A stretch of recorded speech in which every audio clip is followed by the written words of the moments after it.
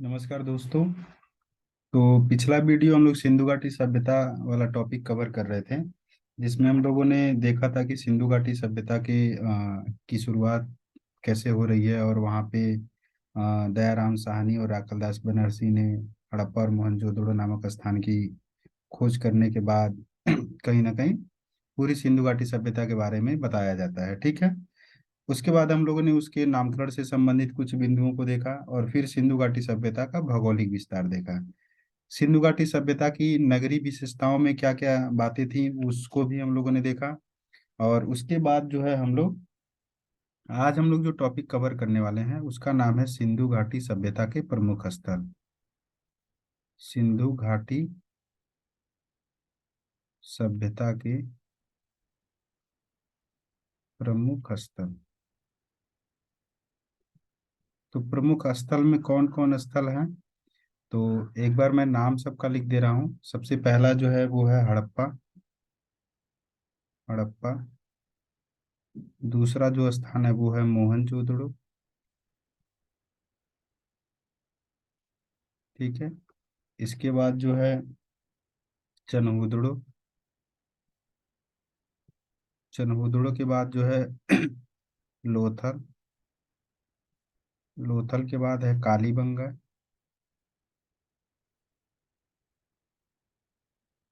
कालीबंगा के बाद जो है राखीगढ़ी। राखीगढ़ी।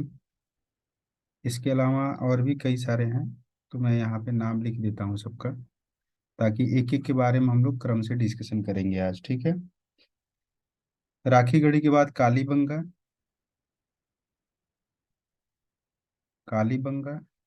कालीबंगा के बाद जो है बनावली। बनावली। और लास्ट जो है मैं यहाँ लिख दे रहा हूँ धौलावीरा। धौलावीरा। इसके अलावा और भी कुछ हैं, तो उनको भी हम लोग आगे डिस्कशन कर लेंगे। ठीक है दोस्तों। तो अभी हम लोग पहला जो हमारा टॉपिक है वो है हड़प्पा सभ्यता। हड़प्पा सभ्यता के बारे में हम लोग यहाँ पे डिस्कशन करेंगे। डिस्कशन करने से पहले विजय आईएएस चैनल में आप सभी लोगों का स्वागत है। और आप लोग जो भी नए बच्चे हैं, अगर जिन्होंने सब्सक्राइब नहीं किया इस चैनल को जरूर सब्सक्राइब कर लें। और हम लोग पूरे प्राचीन भारत के इतिहास को कवर करेंगे, जैसा कि मैंने पहले भी वीडियो में बताया है। और अगर कोई नया बच्चा है तो वो जरूर जो है पुराना जो वीडियो है हमारा, मतलब जो अभी मैंने प्राचीन भारत से संबंधित जो भी वीडियो बनाए हैं उसको जरूर आप लोग देखिए। ठीक है। और क्रम से देखिए, और फिर यहाँ तक जहाँ तक मैंने पढ़ा दी, अभी तो बहुत ज़्यादा क्लासेस नहीं लिया हूँ, लेकिन एक एक क्लासेस सारी चीजें हम लोग यहाँ पे कंप्लीट करेंगे। तो अब हम लोग क्या करेंगे यहाँ पे, सबसे पहला जो टॉपिक है वो है हमारा हड़प्पा सभ्यता। तो आप लोग नोट भी करते रहेंगे।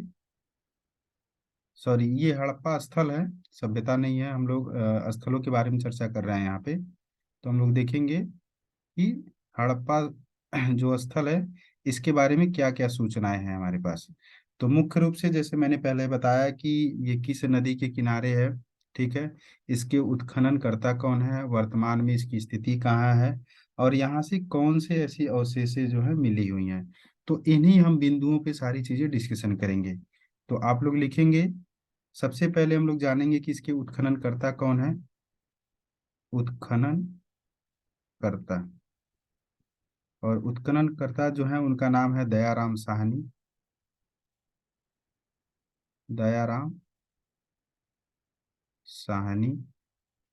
और इन्होंने कब खोज की थी इसकी, कब इसका उत्खनन किया गया था? तो वो समय जो था 1921 था। 1921। ठीक है। दूसरा जो पॉइंट है कि ये किस स्थान में इसका अवस्थिति या स्थान क्या है, या वर्तमान स्थिति क्या हम कह सकते हैं कि इसकी वर्तमान स्थिति क्या है। तो वर्तमान स्थिति लिख लीजिएगा। वो है पाकिस्तान का एक जगह है, उसका नाम है मोंटी गोमरी। पाकिस्तान का एक स्थान है, जिला है वहाँ का, पाकिस्तान का मोंट गोमरी। ठीक है। ये जिला है, मोंट गोमरी जिला है। तो दो बात हम लोगों ने यहाँ पे देख लिया, पहला उत्खननकर्ता और दूसरा जो है इसकी वर्तमान स्थिति क्या है। ठीक है, इसके आगे हम लोग देखेंगे कि ये किस नदी के किनारे है। तो नदी का भी नाम लिख लीजिए यहाँ पे। ये रावी नदी के तट पर है, रावी नदी के तट पर है। और रावी नदी के कहाँ पर है, ये बाएं तट पर है, ये भी याद रख लीजिएगा ना, तट पर है, बाएं नदी के बाएं तट पर अवस्थित है ये जो स्थल है हड़प्पा, ये जो है पाकिस्तान के मोंटगोमरी जिले में है और रावी नदी के बाएं तट पर ये अवस्थित है। तो हम लोगों ने 3 पॉइंट देख लिया। इसके अलावा और हम लोग क्या क्या देखेंगे, और भी कई सारे पॉइंट हैं। उन पॉइंट को हम लोग बारी बारी से एक एक चीजें देखेंगे कि अवशेष के रूप में यहाँ पे क्या क्या चीजें मिली हुई हैं। ठीक है, लेकिन हड़प्पा सभ्यता से संबंधित कुछ और बिंदु हैं जिनके बारे में मैं पहले बता दे रहा हूँ, फिर हम लोग अवशेष वाले पॉइंट पे देखेंगे कि यहाँ से कौन कौन सी वस्तुएं प्राप्त की गई हैं। एक इतिहासकार है, उनका नाम है स्टुअर्ट पिगट, मैं यहाँ पे लिख दे रहा हूँ स्टुअर्ट पिगट।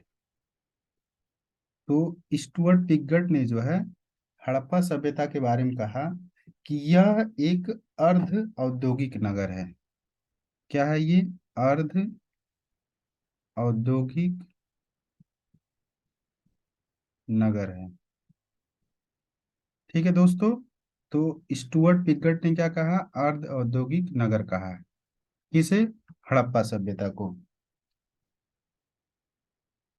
अब इसे अर्ध औद्योगिक नगर क्यों कहा, तो उसके बारे में ये बताया जाता है कि यहाँ पे बहुत सारे ऐसे व्यापारी वर्ग निवास करते थे जो कहीं ना कहीं तकनीकी उत्पाद और धर्म के कार्यों में ये लोग संलग्न हुआ करते थे। ठीक है, यानी यहाँ के जो निवासी थे वो एक, उसका एक बड़ा भाग जो है व्यापारिक कार्यों में, ठीक है, कुछ तकनीकी उत्पाद के कार्यों में और धर्म के कार्यों में संलग्न होते थे, इसलिए जो इसे अर्ध औद्योगिक नगर कहा गया। ठीक है, इसे एक और शब्द से पुकारा जाता है, इसे एक विस्तृत साम्राज्य की जुड़वा राजधानी भी कहा जाता है। याद रखिएगा इसे, किसे, हड़प्पा को और मोहनजोदड़ो को, दोनों पॉइंट को मैं यहाँ पे मेंशन कर दे रहा हूँ। हड़प्पा और मोहनजोदड़ो को, दोनों को साथ में ऐड कर दिया गया है, हड़प्पा और मोहनजोदड़ो को क्या कहा जाता है, इन दोनों को। तो हड़प्पा और मोहनजोदड़ो को क्या कहा जाता है, यहाँ पे लिख लीजिएगा कि इसे एक विस्तृत साम्राज्य की जुड़वा राजधानी कहा जाता है, जुड़वा राजधानी। ठीक है, इसके अलावा और भी आप लोग नोट करते हुए रहेंगे। ठीक है, आगे हम लोग देखेंगे कि और इसके बारे में क्या कहा जाता है। तो और भी कई सारी बातें हैं। अब हम लोग यहाँ पे देख लेंगे कि हड़प्पा सभ्यता के जो है कौन कौन सी ऐसी चीजें हैं जो यहाँ से अवशेष के रूप में प्राप्त हुई हैं। ठीक है, तो हम इधर लिख लेते हैं कि प्राप्त अवशेष, प्राप्त अवशेष। अब वो क्या क्या अवशेष प्राप्त हुए हैं उन सारी चीजों को मैं यहाँ पे क्रम से लिख रहा हूँ। ठीक है, देखिए तो पहला लिख लीजिए यहाँ से, कब्रिस्तान मिला हुआ है, कब्रिस्तान के प्रमाण मिले हुए हैं और उस कब्रिस्तान का नाम रखा गया है कब्रिस्तान R37। इसको याद रखिएगा। यहाँ से स्त्री के गर्भ से निकला हुआ पौधा जिसे उर्वरता की देवी कहा जाता है, उसका भी प्रमाण मिला है, उर्वरता की देवी का, उर्वरता की देवी का प्रमाण मिला हुआ है। तो ये प्रमाण क्यों मिला हुआ, कैसे, तो ये जो है एक स्त्री के गर्भ से, यहीं पे मैं लिख दे रहा हूँ, स्त्री के गर्भ से निकला हुआ पौधा है ये, निकला हुआ पौधा है। ठीक है, तो इसलिए इसे उर्वरता की देवी का नाम दिया गया है। और क्या क्या अवशेष यहाँ पे मिले हुए हैं, तो मैं यहाँ पे लिख रहा हूँ। अगला जो अवशेष मिला हुआ है यहाँ से अन्नागार के भी अवशेष प्राप्त हुए हैं। ठीक है, गेहूं और जौ के दाने मिले हुए हैं यहाँ पे। जौ के दाने मिले हुए हैं। ठीक।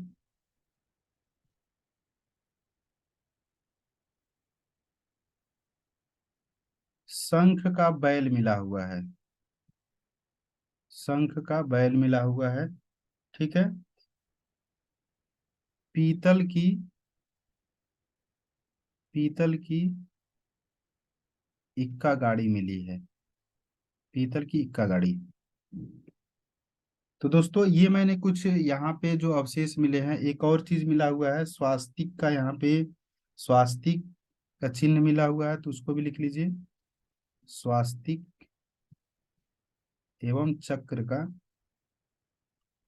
एवं चक्र के साक्ष्य मिले हुए हैं। ठीक है।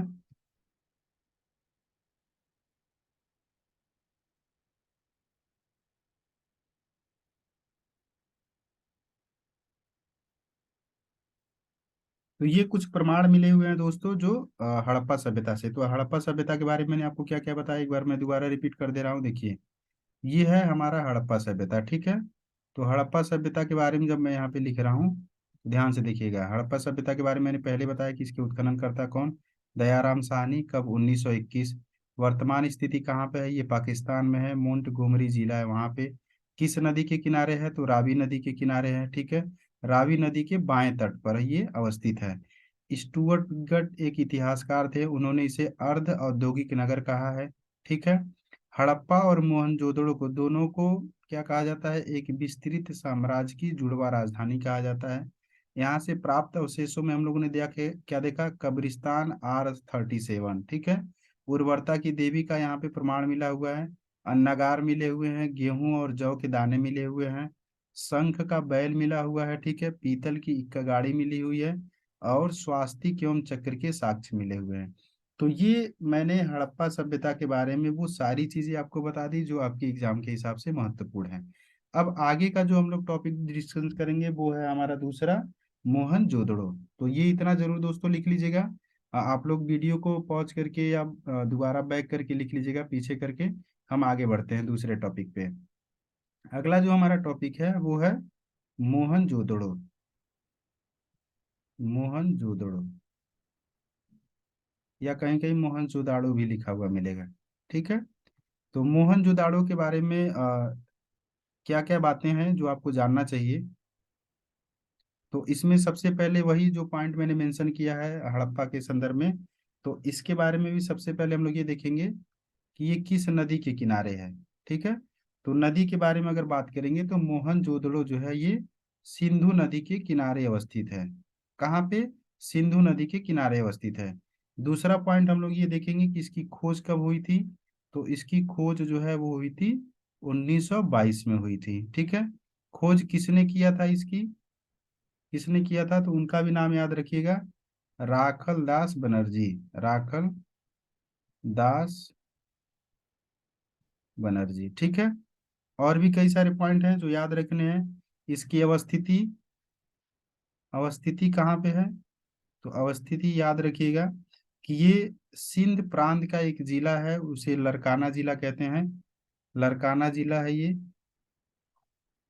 लरकाना जिला है किसका, सिंध प्रांत का। सिंध प्रांत का है। और दोस्तों आप सभी लोग जानते हो कि सिंध कहाँ पड़ता है, तो ये पड़ता है पाकिस्तान में। ठीक है। तो पाकिस्तान के सिंध प्रांत के लरकाना जिले में जो है ये लौ है। लरकाना जिले में क्या है, इसकी अवस्थिति बताई जाती है। ठीक। तो हम लोगों ने क्या देखा, सिंधु नदी के किनारे है, इसकी खोज 1922 में हुई थी। इसके जो उत्खनन करता है ना, यहाँ पे किसने खोज की का मतलब है, यहाँ पे लिख लीजिएगा उत्खनन करता। उत्खनन करता। तो इसके उत्खननकर्ता कौन है, राखल दास बनर्जी। अवस्थिति क्या है, लरकाना प्रांत है, सिंध लरकाना जिला है, ये सिंध प्रांत का है, पाकिस्तान में है। इसके अलावा और भी क्या इसमें पॉइंट है जो हम लोग को याद रखना है। तो अब हम लोग देखेंगे कि यहाँ से जो साक्ष्य मिले हैं वो क्या क्या मिले हैं यहाँ से। ठीक है। चलिए, तो अगला पॉइंट हम लोग को देखना है प्राप्त अवशेष। प्राप्त अवशेष या वस्तुएं। ठीक है दोस्तों।